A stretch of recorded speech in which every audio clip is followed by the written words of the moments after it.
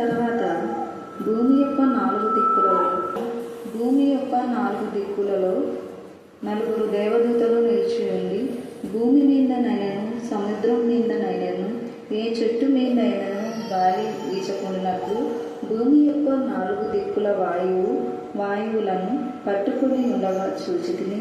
మరియు సజీవుడగు దేవుని ముద్ర గల వేరొక దూత సూర్యోదయ దిశ నుండి పైకి వచ్చుట చూచితిని. భూమికి సముద్రముకును హాని కలుగచేయుటకై అధికారము పొందిన ఆ నలుగురు దూతలతో, ఈ దూత మేము మా దేవుని దాసులము, వారి నొసలయందు ముద్రించు వరకు భూమికైనను సముద్రముకైనను చెట్లుకైనను హాని చేయవద్దని బిగ్గరగా చెప్పాను. మరియు ముద్రింపబడిన వారి లెక్క చెప్పున వీటిని ఇశ్రాయేలు గోత్రములన్నిటిలో ముద్రింపబడిన వారు 144,000 మంది. యూదా గోత్రములు ముద్రింపబడిన వారు 12,000 మంది. రూబేను గోత్రంలో 12,000 మంది కాదు, గోత్రములో 12,000 మంది. దేవుడిలో భాగ్యం దీవించి ఆశీర్వదించుగాక. ఆమేన్, ఆమేన్, ఆమేన్. ప్రభా, మీకు ఎంతగానో వందనాలు స్తుతులు స్తోత్రం చెల్లించుకుంటున్నాం. ప్రత్యేక రీతిలో ప్రకటన 7వ అధ్యాయాన్ని మేము ధ్యానం చేసుకోబోతున్నాం. తండ్రి, వాక్యంలోని సత్యంలో గ్రహించగల జ్ఞానం మీరు మాకు దయచేదుగాక. మీ నామంలో ముద్రించబడినప్పుడు మా తండ్రి ఎవరికి ఎంత మాత్రము హాని జరుగుదని మీరు సెలవిచ్చిన దేవుడ ప్రభా స్తోత్రం. ఈ రాత్రి కాల సమయంలో ప్రత్యేక రీతిలో నా ప్రభ నా తండ్రి నోరు లేని జీవ జంతువులను కూడా కాపాడే దేవుడు మీరు ప్రభ నా తండ్రి. భయంకరమైన ప్రమాదం నుంచి నా ప్రభ ఇంటికి మీరు అగ్ని ప్రాకారంగా ఉండి దేవ నా ప్రభ దుష్ట శక్తుల నుంచి మీరు కాపాడిన విధానం బట్టి నేను కొన్నాళ్ళు చెల్లిసిన దేవ అపవాది క్రియను లయపరచడానికి తండ్రి మా దిశకు మీరు జ్ఞానాన్ని వివేకాన్ని సమయస్ఫూర్తిని ధైర్యాన్ని ఇచ్చేందుకు నీకు కొన్నాళ్ళు చెల్లిసిన దేవ దానికి ఎంత మాత్రం హాని కలగకుండా మీ కృపదాయించమని ప్రార్థిస్తున్నాం. స్తోత్ర దేవ చీకట్లో సంచరించే తెగుల నుంచి మధ్యాహ్నం ముందు పాడు చేసే రోగం నుంచి మమ్మల్ని కాపాడే దేవుడు తండ్రి.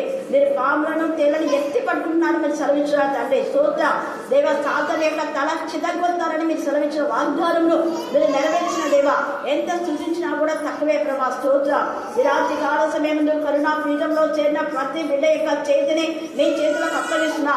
ప్రతి బిడ్డలు మీ జ్ఞానాత్మకం మీరు నింపమని ప్రార్థిస్తున్నా దేవ. ఈ బిడ్డలు కూడా సాతాను యొక్క తల చితగొట్టే శక్తిని మీరు దయచమని ప్రార్థిస్తున్నా. సాతానికి నేను లయపరచమని ప్రార్థిస్తున్నా. వారి కుటుంబంలో దుష్ట శక్తులను కూడా యేసు నామమే లయపరచడానికి నేను కూడా చేస్తున్నా. స్తోత్రం దేవా, మీకే స్తోత్రం, మీకే స్తోత్రం, మీకే స్తోత్రం, మీకే స్తోత్రం, మీకే స్తోత్రం, మీకే స్తోత్రం, మీకే స్తోత్రం. ప్రతి బిడ్డలో మీ నామం మీ రక్తం మీరు ప్రోక్షించండి. ప్రతి బిడ్డ మీ కాపుదల కిందకి తీసుకురండి. ప్రతి బిడ్డని మీ జ్ఞానాత్మకత మీరు నింపండి దేవా. ధైర్యపరచండి, బలపరచమని ప్రార్థిస్తున్నా. ప్రత్యేక రీతిలో గర్భిణీ స్త్రీలకు సుఖమైన ప్రసవం మీరు ఇస్తున్నారు. మీకు వందనాలు చెల్లిస్తాం. కనికరించండి ఆయన, కనికరించండి. భయం అలజడి కలవరం యేసు నామములో లయపరచమని ప్రార్థిస్తున్నాం. ప్రశాంతిలో ఉన్నటువంటి జాండీస్ యేసునామములో గద్దించి పాదాలుగా బంధించడమని వందనాలు చెల్లిస్తున్నాం. బిడ్డకు నార్మల్ రిపోర్ట్ మీరు ఇస్తున్నారు, వందనాలు చెల్లిస్తాం. చంటి పిల్లలతో మీ సన్నిధికి వచ్చిన బిడ్డలు ప్రత్యేకంగా మీరు ఆశీర్వదించండి. బుగ్గు పాలతో వాక్యమైన పాలతో నేను పెంచే జ్ఞానం ఆ తల్లుకు మీరు ఇస్తున్నందుకు నేను వందనాలు చెల్లిస్తున్నాను. తండ్రి అయిన దేవ, ఎవరి బిడ్డలు ఎవరినేచ్చ నుంచి మీరు వేపించాలి. స్త్రీలు జ్ఞానం కలిగి తన గృహాన్ని కట్టుకోవడానికి, పంట పొలంలో వాళ్ళకి కావాల్సిన ఆర్థిక సహాయం, ఇల్లు కట్టుకోవడానికి కావాల్సిన ఆర్థిక సహాయం, పిల్లలు కాలేజీలో చేర్పించడానికి కావాల్సిన ఆర్థిక సహాయం తండ్రి సమస్తమైన ఈవుల చేత నా ప్రభా బిడ్డలు మీరు నింపుతున్నారు. స్తోత్రం. ఈవులకు ఊట మీరే ప్రభా. స్తోత్రం. దాన్ని కనికరించండి. మా భక్తి, మా శక్తి, మా ప్రార్థన కాదు ప్రభా. మీ కనికరంను మేము కోరుతున్నాం. మీ కనికరం బట్టి స్తోత్రం, మీ కనికరం బట్టి స్తోత్రం నాయన, మీ కనికరం బట్టి స్తోత్రం అయ్యా. స్తోత్రం. Thank you Jesus, thank you Jesus, thank you Jesus, thank you Jesus, thank you father. Praise the Lord, hallelujah. పరిశుద్ధుడగు దేవా, మీరు చేసిన మేడను బట్టి ప్రతి మేడను మీ ఆత్మశక్తితో మీరు నింపండి. జ్ఞానం కలిగి నోరు తెరవటానికి కృపగల ఉపదేశం చేసే బిడ్డగా ఉన్నాను. మీకు దయచేయండి దేవా. మీ గాయపడిన ప్రతి బిడ్డ తోడుగా ఉంచండి ఆయన. స్తోత్రం, స్తోత్రం. కనికరించండి. దేనికి హాని జరగదు చెప్పండి. మళ్ళీ చెప్పాలా? దేనికి అంటే ఎవరెవరికి అంటే ఆయన నామంలో ముద్రించబడిన వారికి. ఆయన నామంలో ముద్రించబడిన వారు ఈ రాత్రి కాల సమయమందు ధైర్యంగా మీరు ఉండండి. క్రీస్తు నామంలో, క్రీస్తు రక్తంలో మనం ముద్రించబడినప్పుడు మనకు క్షేమము, రక్షణ, భద్రత.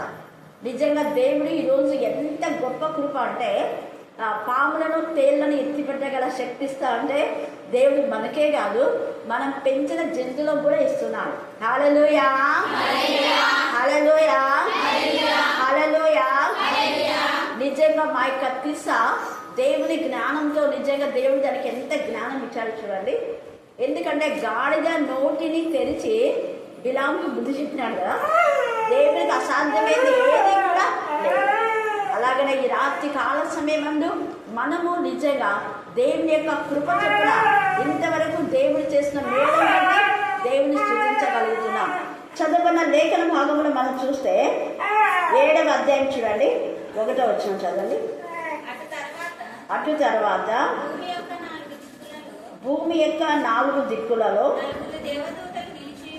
నలుగురు దేవదూతలు నిలిచి ఉండి భూమి మీదనైనను, సముద్రం మీదనైనను, ఏ చెట్టు మీదనైనను గాలి వీచకుండునట్లు భూమి యొక్క 4 దిక్కుల వాయువులను పట్టుకొని ఉండగా చూచితిరే. ఒక్కసారి ఆలోచిద్దాం. 4 దిక్కుల కూడా, 4 దిక్కుల నుంచి జీవవాయువు రమ్ము అనే యెహెజ్కేలు మనం 37లో చూస్తాం. యెహెజ్కేలు 37లో ఆ యొక్క సమాధిలో ఉన్నటువంటి అనేక ఆత్మలు, ఎముకలన్నీ కూడా నేను ఏం చేయాలో తెలియని పరిస్థితిలో ఆ ఎముకలన్నీ ఒకదానికొకటి మాట్లాడుకుంటున్నాయి. మా ఆశ విఫలమైపోయిందే, అయ్యో మేము ఇలాగా ఎండిపోయిన ఎముకల్లాగా అయిపోయినామే అని అనుకుంటున్నప్పుడు తండ్రి అయిన దేవుడు ఎముకల యొక్క స్వరాన్ని విని 4 దిశల నుంచి జీవాత్మ వచ్చి వాటిలోకి ప్రవేశించింది. అంటే 4 దిశల జీవ వాయువుడు తండ్రి అయిన దేవుడు ప్రస్తుతం చేస్తున్నాడు కాబట్టే ఈరోజు నువ్వు నేను జీవించగలుగుతున్నా. తండ్రి అయిన దేవుడు ఆ జీవ వాయువుని వదలకపోతే సెకండ్లలో మొత్తం ప్రపంచంలో ఉన్న జనులందరూ చనిపోతారు.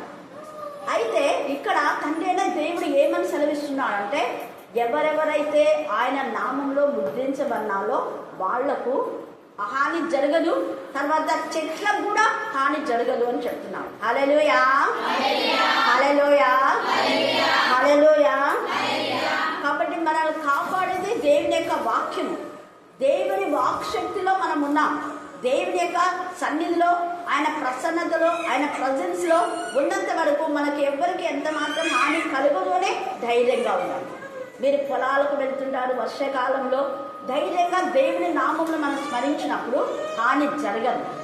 ముఖ్యంగా అంకిత వాళ్ళ అమ్మకు, సంతోషమ్మకు పాము కలిసి 2 రోజులు అయింది కానీ ఆమెకు పాము అని తెలియదంట. 2 రోజుల తర్వాత వెళ్ళింది, కానీ దేవుడు అద్భుత రీతిగా ఆమెకు స్వస్థత పరిచినాడు. చూడండి, దేవుడు తన బిడ్డను కాపాడుతాడు ఏదో ఒక విధానంలో. హల్లెలూయా, హల్లెలూయా, హల్లెలూయా. తర్వాత ఇక్కడ అన్నాడు కదా, ఆ వాయువులను పట్టుకొని ఉండగా చూచితిని, మరియు సజీవుడగు దేవుని ముద్ర గల వేరొక దూత. సజీవుడగు దేవుని ముద్ర అంటే ఆయన ముద్ర మనలో ఉంది అంటే మనం ఆయన పిలిచేంత వరకు సజీవులుగానే ఉంటాం. ఎప్పుడు మనకు హాని జరగదు. దేవుడు సెలవిస్తేనే మన ప్రాణాలు పోతాయి. హల్లెలూయా, హల్లెలూయా. ఏ చెట్టుకైనా దేనికైనా కూడా హాని జరగకూడదు అని ఇక్కడ దూతలు చెప్తున్నారు. ఈ 4 దూతలు కూడా 6వ అధ్యాయంలో 4 జీవులు రమ్ము అని చెప్పినప్పుడు వచ్చినటువంటి దూతలే. అవన్నీ కూడా అలాగే ఉన్నాయి. రమ్మని చెప్పారు, వాళ్ళు ఏం చేయాలో వాళ్లకు వివరించారు. అంటే ఈ 4 దూతలు కూడా దేవుని యొక్క నామమును గణపరచడానికి, ఒకటి దేవునికి విరోధంగా ఉన్న ఆ విరోధమైన విధానంలో వాళ్ళు బయలుదేరుతున్నారు. చెప్పాలనుకుంటే అంటే నాశన పుత్రుడు నాశనం చేయడానికే దేవుడు సృష్టించారు. అలా నాశనము చేయడానికి ఈ దూతను దేవుడు పంపిస్తున్నాం. దేవుని అధికారం పొందే, అందుకని దేవుని అధికారము వాళ్ళకి ఇచ్చాడు. ఒక్కొక్క దూతకు ఆ దూత చెప్పాలనుకుంటే తెల్లటి గుర్రం ఉంది, అక్కడ ఎర్రటి గుర్రం ఉంది, నల్లటి గుర్రం ఉంది, పాండుర వర్ణ గుర్రం. 4 గుర్రాల పైన 4 దూతలు ఉన్నారు. ఒక్కొక్కరికి ఒక్కొక్క విధానమైనటువంటి అధికారం దేవుడు ఇచ్చాడు. అప్పుడు అవన్నీ మనం 6వ అధ్యాయంలో చూసుకున్నాం. అది అయిన తర్వాత భయంకరమైన దేవుని ఉగ్రత కూడా వచ్చింది. ఆ ఉగ్రత నుంచి తప్పించబడిన వాళ్ళలో ఇంకా దేవుడు ఇక్కడ కాపాడుతూ ఉన్నాడు. అందుకని ఇక్కడ అన్నాడు చూడండి, వేరొక దూత సూర్యోదయ దిశ నుండి పైకి వచ్చుట చూచిదే. అంటే ఈ నలుగురు దూతలకు ఇచ్చిన అధికారాన్ని బట్టి వాళ్ళు భూమి పైన నాశనం చేయడానికి వెళ్తూ ఉండగా భూమికిని సముద్రమునకును హాని కలుగ చేయుటకై అధికారం పొందిన ఆ నలుగురు దూతలతో, అంటే భూమికి హాని జరుగుతుంది, సముద్రంలో కూడా హాని జరుగుతుంది. భూమికి అంటే భూమిపై ఉన్నటువంటి మనుషులకు కావచ్చు, ఇంకా కొన్ని. తర్వాత సముద్రమునకును హాని కలుగచేయడం, సముద్రంలో జలచరాలు కావచ్చు, ఇంకేమైనా కావచ్చు. అధికారం పొందిన ఆ నలుగురు దూతలతో ఈ దూత, మేము మా దేవుని దాసులను వారి నొసలయందు ముద్రించే వరకు భూమికైనను సముద్రముకైనను చెట్లకైనను హాని చేయవద్దని బిగ్గరగా చెప్పారు. ముద్రించే వరకు దేనికి హాని జరగదు. దేవుని కృప. ఈ రాత్రి కాలసమెందు దేవుడు నిన్ను, నీ కుటుంబాన్ని, నీ పిల్లలను ఆయన చాటున దాచుడు, ఆయనకు అప్పగించండి. దేవా, నీ యొక్క నామంలో మమ్మల్ని ముద్రించండి ప్రభువా అని. అందుకే నేను పదే యేసే నామము శక్తివంతమైన, యేసే నామం బలమైన నామం. యేసయ్య నామంలో ఎన్ని అద్భుతాలు ఉన్నాయో మార్కు సువార్త 16వ అధ్యాయం 17లో చూస్తాం చూడండి. పదే మీరు యేసే నామము స్మరించండి. నమ్మిన వారి వలన ఈ సూచక్రియలు కనబడును. ఏవనగా నా నామమున దయ్యములను వెళ్ళగొట్టుదురు. చూడండి, నా నామమున, ఆయన నామమున దురాత్మలు, భయంకరమైన చేతిబడి, కర్ణ పిశాచు తంత్రములు, దురాత్మల శక్తి, ధన పిశాచులు ఎన్నెన్నో పోయినాయి. మీరందరూ కూడా చూసినారు. స్వస్థత పొందిన వాళ్ళు మన మధ్యనే ఉన్నారు. హల్లెలూయా, హల్లెలూయా, హల్లెలూయా. ఇంకా కొంతమంది రీసెంట్గా అడిగారు నన్ను, అక్క చనిపోయిన వాళ్ళు అంటే ఎక్కువ గుర్తుకొస్తుంటారు, అలా గుర్తుకొచ్చి వాళ్ళని మనం ఏమైనా చేస్తారా అని అడుగుతున్నారు. ఏం చేయరు అని చెప్పాను. అంటే ఎలాగ అడుగుతున్నారు వాళ్ళు అంటే, వాళ్లకు వీళ్ళకి ఏమైనా విరోధం ఉంటుంది అనుకో, ఆ విరోధం ఉన్నప్పుడు వాళ్ళు చనిపోయింటారు అనుకో, చనిపోయిన ఆ వ్యక్తులు ఏమైనా రివెంజ్ తీర్చుకుంటారా? ఇప్పుడు మన జగన్ గురించి అదే అంటున్నారు.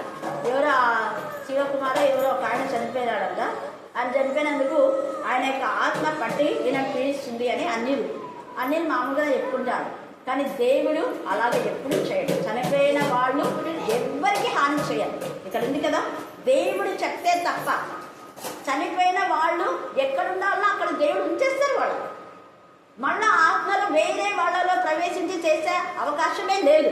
అయితే పడిపోయిన దేవదూతలు వాయువులు వాళ్ళు కూడా, ఆ పడిపోయిన దేవదూతలే ఆ మనుషులలోకి ప్రవేశించి బాధ పెడతాయే కానీ చనిపోయిన వ్యక్తులు కాదు. కాబట్టి ఎవరైనా మీకు శత్రులైన వాళ్ళు, మిమ్మల్ని బాధపరిచిన వాళ్ళు ఎవరైనా కానీ చనిపోతే మీరు వాళ్ళేమో రివెంజ్ తెచ్చుకుంటారని బాధపడిన అవసరమో లేదు. హల్లెలూయా, హల్లెలూయా, హల్లెలూయా. కానీ అంటుంటారు మళ్ళీ వాళ్ళకి పట్టి, ఫలానా ఇంట్లో మీ ఇంట్లో చనిపోయిన ఆ వ్యక్తుల పేర్లే చెప్తాయి కదక్క అంటే, చనిపోయిన వాళ్ళ క్యారెక్టర్స్ అవి తెలుస్తాయి.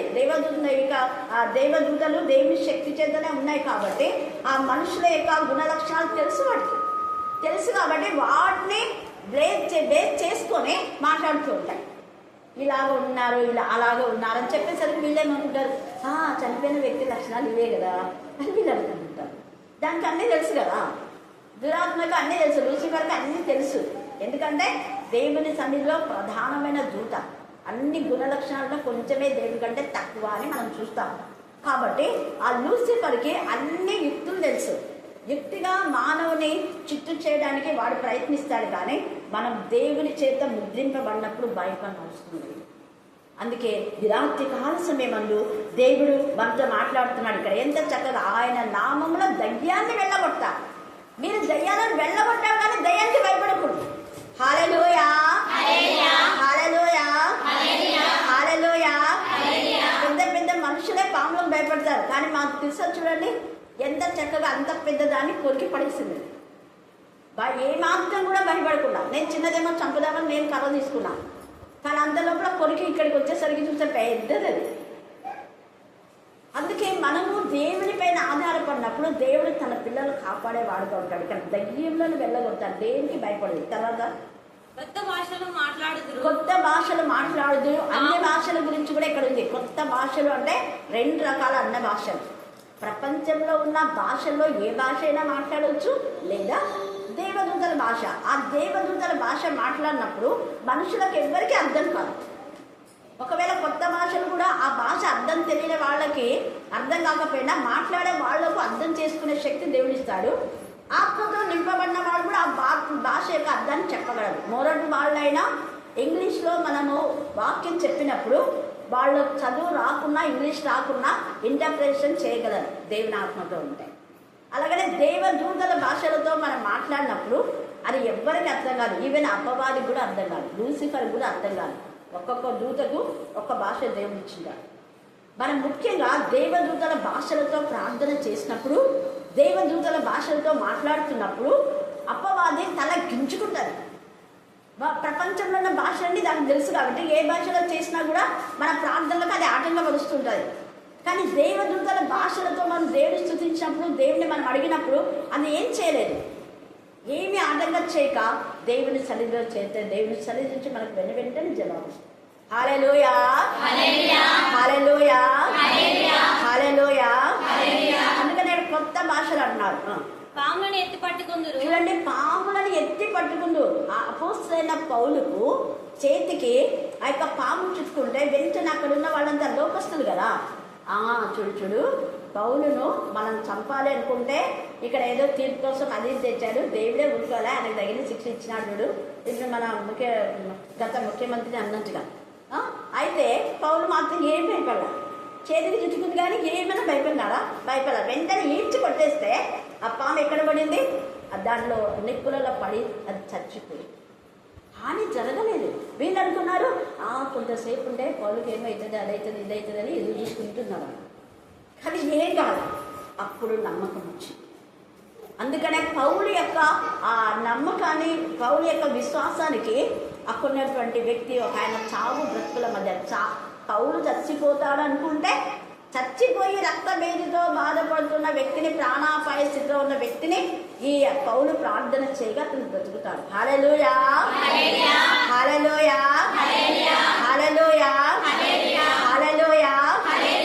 ఈ రాత్రి కాల సమయమందు మనం జ్ఞాపకం చేసుకోవాలి, దేవుడు మన పక్షంగా ఉంటాడు. అందుకే పాములను ఎత్తి పట్టుకుందరు అంటాడు. మరణకరమైనది ఏది త్రాగినను, మరణకరమైందంటే కావాలని విషయం పోసుకొని తాగి ఏం కాదని అర్థం పరీక్ష చేయకూడదు. పొరపాటున ఎవరైనా మనకు హాని చేయడానికి, మనము చంపడానికి ఏదైనా చేసినా ఏం కాదు. చాలా మంది అడుగుతారు, చేతిబడులు జరుగుతాయా, పాస్టర్లకు అది చేస్తుంటారు, ఇది చేస్తుంటారు అనుకుంటారు. ఎవరికి ఏం కాదు. నమ్మకం అనేది ఉండాలంటే మరణకరమైంది ఏం తాగినా కూడా ఏం కాదు. తర్వాత అది వారికి హాని చేయదు. అది వారికి హాని చేయదు. చేతులుంచినప్పుడు, రోగుల మీద చేతులుంచినప్పుడు స్వస్థత నొందుతారని, అది వారి స్వస్థత నొందుతారు. అందుకే చేతులుంచినప్పుడు అనే మాట అర్థం ఏంటంటే స్వస్థత వస్తుంది. అదే విషయంలో పరిశుద్ధాత్మ ద్వారా అభిషేకం పొందిన బిడ్డలు మీ పైన చేతులుంచి ఏదైనా వాక్యం చెప్పినప్పుడు వాక్యం మర్చిపోదండి. దేవుని మాటలు చెప్పినప్పుడు వాటిని మర్చిపోకూడదు, వాటిని గట్టిగా పట్టుకోవాలి. ప్రవచనం మూలంగా ఏదైనా వస్తే వాటిని గురించి మీరు ప్రార్థన చేస్తే దేవుడు వాటిని ఖచ్చితంగా భవిష్యత్తులో ఎప్పుడైనా నెరవేరుస్తారు. అందుకనే ఇక్కడ వారిని చేతులు ఉంచినప్పుడు రోగములు వాటి దేహములు వదిలి వెళ్ళిపోతాయి. ఇంకా దేవుడు నిజంగా ఆయన నామములు నిన్ను జరుగుతాయి. చూడండి అక్కడ ఎంత చక్కగా చెప్తున్నాడు, ఇది యేసయ్య నామం. అందుకనే నామమును మీరు ఎత్తిపట్టండి. నజరైన యేసు నామం అన్నప్పుడు దుష్ట శక్తులు లయమైపోతాయి. మీ పిల్లలకు పదే పదే యేసయ్య నామమును స్మరించే విధానంలో మీరు చెప్పండి. అపోస్తలుడైన ఈ యొక్క యోహాను తర్వాత పేతురు కూడా దేవాలయంలోకి, యోహాను సువార్త 3వ అధ్యాయంలో దేవాలయంలోకి వాళ్ళకు టైం పెట్టుకున్నారు. మరి మీకు టైం ఉందో లేదో నాకు తెలియదు. ప్రతి ఒక్కరికి ప్రార్థనా టైం ఉండాలి. మనకన్నిటికీ టైం ఉంటుంది. పనులు పోవడానికి టైం ఉంటుంది, స్కూల్లో పోవడానికి టైం ఉంటుంది, ఆసుపత్రికి పోవడానికి, అన్నిటికీ. డాక్టర్ కూడా పలానా టైం రమ్మని చెప్తారు. నీ ఇష్టానుసారంగా పోతే డాక్టర్లు ఉంటారా? ఉండరు. అన్నిటికీ టైంకి పోతాం, కానీ ప్రార్థనకు మాత్రం టైంకి రాదు. దేవుళ్ళు ఎక్కడ ఉంటారు? ఇంతగా మనకు జీవాత్మ ఇచ్చిన యేసయ్యను మనం ఎంత నిర్లక్ష్యం చేస్తున్నాం ఒక్కసారి ఆలోచించు. ఈ రోజున్న మన ప్రాణం రేపు ఏమవుతుందో తెలియని పరిస్థితిలో మనం ఉన్నాం. దేవునికి ఎంత లక్ష్యం ఉంచుతున్నాం, మనం ఎంత బాధపడుతాడు తండ్రి అయిన దేవుడు. ఒక్క నిమిషం గాలిగినా రాకుండా ఆయన పట్టేస్తే మనమంతా ఉండగలమా? ఆయన బూతులలో మనం ఉన్నాం. భయపడాలి, దేవునికి లోబడాలి.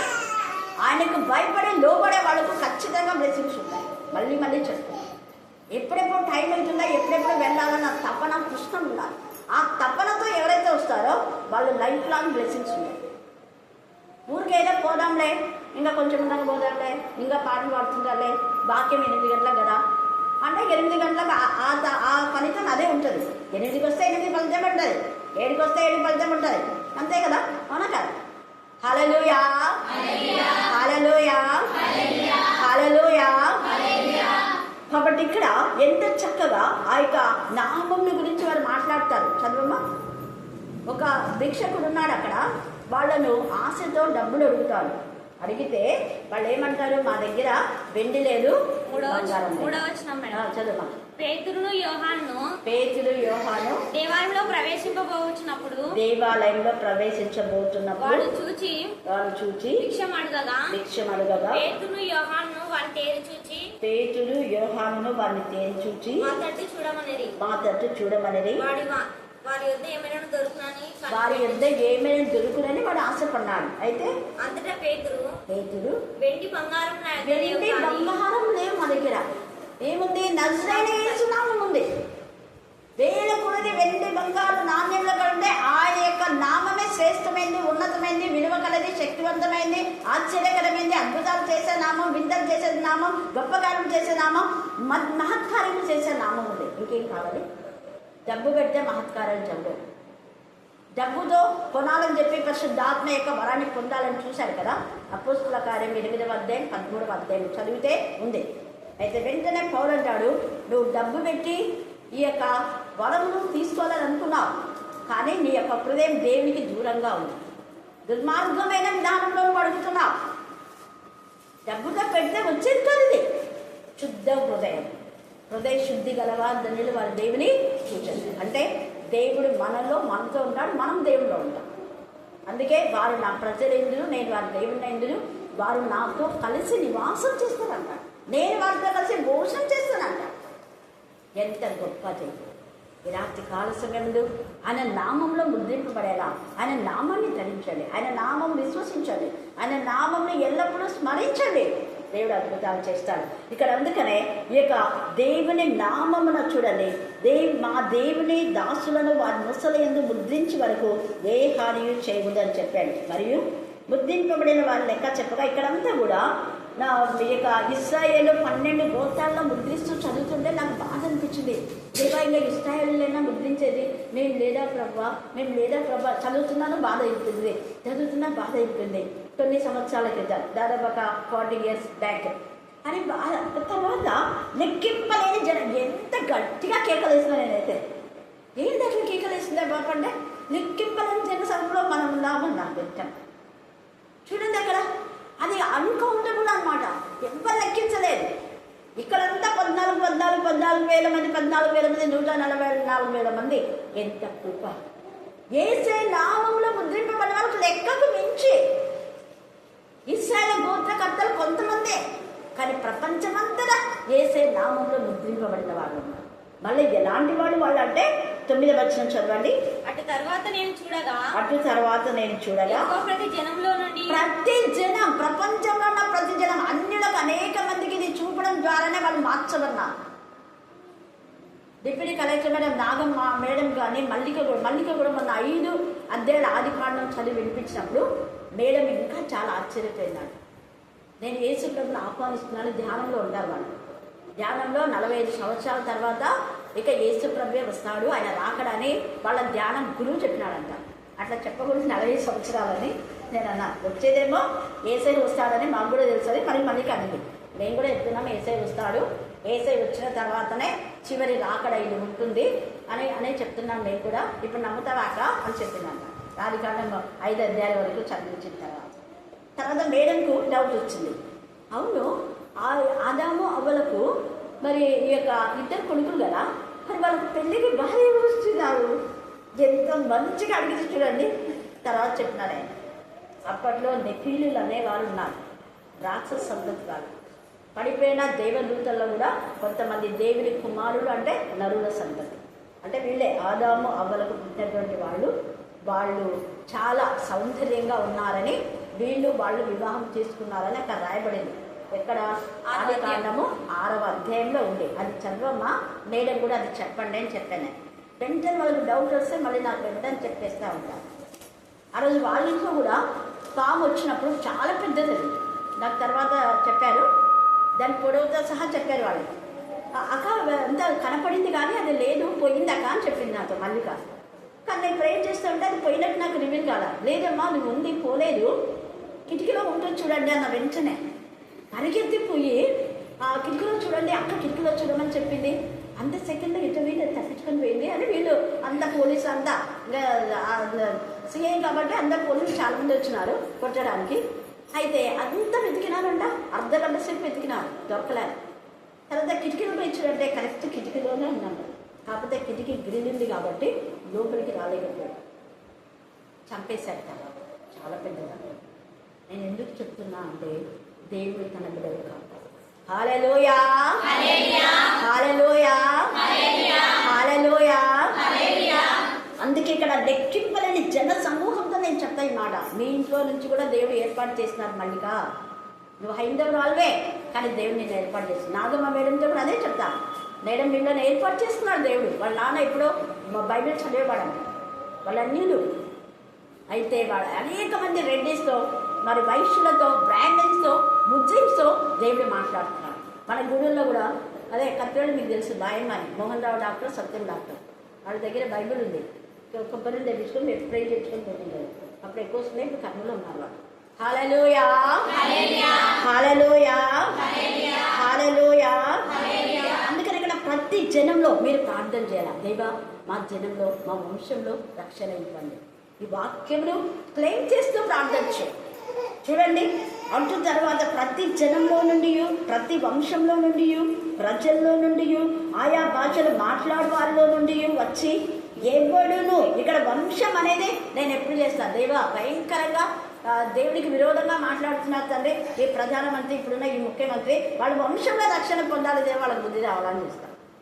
ఎందుకంటే ఉంది కదా వాక్యం, భక్త సింగ్ వంశంలో నుంచి, సాధు సింగుల వంశంలో నుంచి మీరు ఏర్పాటు చేసిన వీళ్ళ వంశం నుంచి రాన్నాయనా అనుకుంటా. వాళ్ళ వంశంలో ఎంతోమంది రక్షణ పొందింటారు కానీ బయట చెప్పారు. సీక్రెట్ క్రిస్టియన్స్ ఉంటారు, ఖచ్చితంగా రక్షణ ఇచ్చింటాడు దేవుడు. ఎందుకంటే ఉంది వాక్యం. ప్రతి వంశంలో నుండి ఇది ఎవరు, ఇది రద్దుపరచని మరి నిబంధన. ప్రపంచంలో ఎవరిని రద్దుపరచలేదు. నేను అందుకే ప్రతి ఒక్కరిని చూసాను. నువ్వు ఏ వంశమైనా నీ వంశంలో యేసు ప్రభు బిడ్డలు ఉన్నావు. నువ్వు ఏ చేద్దాను, నువ్వు బ్రాహ్మణ్ తెగ కానీ, నువ్వు ఓసీ కానీ, బీసీ కానీ, ఎస్టీ కానీ, ట్రైబల్ కానీ, ఏమైనా కానీ నీ వంశంలో దేవుడు నేను ఏర్పాటు చేసుకున్నాను. అందుకని అంటున్నాడు, ప్రతి వంశంలో నుండి, ప్రజలలో నుండి, ఆయా భాషలు మాట్లాడు వారిలో నుండి వచ్చి ఎవడును లెక్కింపజాలని ఒక గొప్ప సమూహము కనబడేను. వారు తెల్లని వస్త్రములు ధరించుకున్నారు. తెల్లని వస్త్రములు పరిశుద్ధతకు గుర్తు. అందుకని చాలా మంది దైవజనులు తెల్లని వస్త్రాలే వేసుకుంటారు. ఇంకొకటి శుభ్రమైన వస్త్రాలు, ప్రశస్తమైన వస్త్రాలు. ఎప్పుడు తెల్లని వస్త్రాలే ధరించని ప్రసంగిలో 9:7 కూడా రాయబడింది. ఎక్కువగా దైవజనులు తెల్లని వస్త్రాలు ధరిస్తారు, ధరించాలి కూడా. ఒక దైవజనుడు వాళ్ళ చర్చిలో ఉన్న వాళ్ళకి అందరూ కూడా తెల్లని వస్త్రాలు వేసుకోవాలని మీరు ఖచ్చితంగా వేసుకురావాలన్నారంట. అంటే కొంతమందికి ఇష్టం ఉండదు, కొంతమందికి ఇష్టం ఉండదు. అలాగనే వేసుకొస్తే కొన్ని సంవత్సరాలు అయిన తర్వాత ఎప్పుడూ తెల్లని వస్త్రాలు వేసుకుని వీళ్ళు అనుకున్నాడు, అబ్బా ఎంత భక్తిపరుడు మన దైవజనుడు, మనం అంతా తెల్లని వస్త్రాలు వేసుకురామని అనుకున్నాం. కొన్ని సంవత్సరాల తర్వాత తెల్లని వస్త్రాలు ఆ దైవజనుడు యొక్క క్యారెక్టర్ బయటపడింది. దైవం అట్లా ఉండకూడదు. పైకి తెల్లని వస్త్రాలు ధరించే హృదయంలో దేవునికి విరోధమైన పాపపు జీవితం ఉండకూడదు. మనం పైకి ఏ వస్త్రాలు వేసినా హృదయ శుద్ధి గలవారి ధన్యులు. హల్లెలూయా, హల్లెలూయా. క్రీస్తు రక్తంలో మన వస్త్రాలు తెలుపు చేయబడి ఉండాలి. దానియేలు ఆ యొక్క ప్రధానిగా చేసినప్పుడు ఊదారంగు వస్త్రాలు చేస్తారు. మొద్దకై కూడా ఊదారంగు వస్త్రములు, గొలుసు, ఉంగరం పెడతారు. ఊదారంగు వస్త్రాలు అంటే వైలెట్ కలర్, వైలెట్ కలర్ అది రాజరికానికి గుర్తు. ఎరుపు వస్త్రాలు కూడా రాజరికానికి గుర్తు. యేసయ్య ఎర్రటి వస్త్రాలు వేసుకుంటాడు. ఎందుకు అంటే నేను ఆ యొక్క అందరి పాపములను నేను భరించానన్న దానికి ఒక సూచన. అదేంటి నువ్వు ఎర్రటి వస్త్రాలు వేసుకున్నావు ఏంటి? నీ యొక్క మరి ఆ వస్త్రాలన్నీ కూడా రక్తం చేత నింపబడి ఉన్నాయంటే అవును, అనేకుల యొక్క పాపమును నేను తొక్కి వేశాను కాబట్టి ఆ పాపము నా బట్టలు గుచ్చింది, నా వస్త్రాలు డాగులు ఎర్రగా మారినాయంట. ఎరుపు రాజరికానికి ఒకటి గుర్తు, డేంజర్కి ఒకటి గుర్తు, రక్షణ గుర్తు, పాపానికి ఎన్నున్నాయి. తెల్లవైతే విజయానికి గుర్తు, ప్రశస్తమైన వస్త్రం. అందుకే తెల్లటి వస్త్రములు ధరించుకున్న వారై ఖర్జూరపు మట్టలు చేత పట్టుకొని సింహాసనము ఎదుటను గొర్రెపిల్ల ఎదుటను నిలువబడి అండర్లైన్ చేసుకుని వీరు మోకాళ్ళు నిలువబడి పరిచయుడు సుంకరు కూడా నిలువబడి ప్రాణం చేస్తున్నారు కదా. నిలువబడి కూర్చొని కాదు. కాబట్టి ఈ సమయంలో మనం దేవుడు నీకు ప్రేరేపించిన విధానంలో నువ్వు ప్రార్థన చేయొచ్చు. ఇంకా ఉండి నెక్స్ట్ వీక్ మనం ధ్యానం చేసుకుందాం. దేవుడు ఈ లేఖన భాగాన్ని దీవించి ఆశీర్వదించుగాక. ఆమేన్ ఆమేన్ అని మీరందరూ పోయిన తర్వాత 5 నిమిషాలు మా పిస్సా కోసం బాగా ప్రార్థన చేయండి. ఇంత మందిగా ఆయన గొప్పగా కూడి తండ్రి నీ స్థలంలో ప్రభు పాటల ద్వారా ప్రార్థనల ద్వారా నాయన వాక్యం ద్వారా నాయన మేము విన్నాం. నీ కొంత నాకు స్తోత్రం తండ్రి నాయన. మరి అక్కడ మీరు బలపరచని దేవునికి స్తోత్రం. అక్కడ ధైర్యాన్ని బట్టి మీకు ఏమి దాసులు స్తోత్రం తండ్రి నాయన. మరి ప్రభు సేవకులు నాయన సేవకురాండ్లు తండ్రి మరి ప్రభు ఎంత కష్టపడి నాయన నీ సేవ చేస్తున్నారు దేవా. వారిని కత్తిరించండి నాయన. దేవా టీవీలో చెప్తున్నారు నాయన. మరి సేవకురాలను మీరు మరుగుపరుచున్నాడు దేవా. నీ కొందరు స్తోత్రములు తండ్రి నాయన. ఎక్కడైతే 2 3 కూడి నామను జ్ఞాపకం చేస్తుందో దేవా నేను అక్కడ ఉంటానని సెలవించిన దేవా నీకు స్తోత్రములు తండ్రి నాయన. మేము ఇక్కడ పండగ కూడి ప్రభుని ధ్యానించడం నాయన మీరు ఇచ్చిన సహాయం పడి నీకు 4 స్తోత్రములు దేవా నాయన. ఇక్కడ ప్రభు మరి నాయన ఈ విధంగా తండ్రి మరి సాతానైనా ఏమి చేయడానికి వచ్చి ఉన్నాడు దేవా. సాతాను చేత కాకుండా దేవా నువ్వు మరి దాన్ని మీరు కాడి కింద సీగదొక్కిన విధానాన్ని బట్టి నీకు 4 స్తోత్రములు దేవా. నీకే స్తోత్రములు తండ్రి నాయన. మరి ప్రభు ఎప్పుడైనా నువ్వు ప్రభు తల దించుకోవాలి కానీ సాతాను వాడు తల ఎత్తుకులేదు దేవా.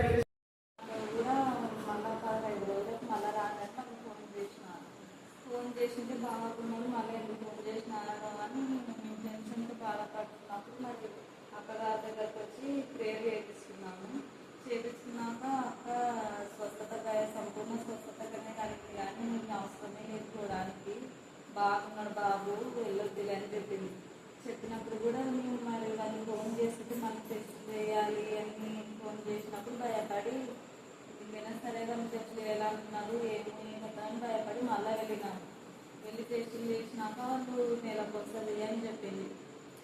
నెలకు వస్తుందని చెప్పినాక మళ్ళీ కూడా అక్కడ అర్థం వచ్చి నెలకు వస్తుందని మాకు రిపోర్ట్లతో వచ్చలేరు అని అక్కడితో మళ్ళీ ప్రేర్ చేపించుకున్నాక మరి మొన్న వాళ్ళు ఫోన్ చేసి హాస్పిటల్ వాళ్ళే రిపోర్టు నార్మల్ వచ్చినాయి అని చెప్పినాడు.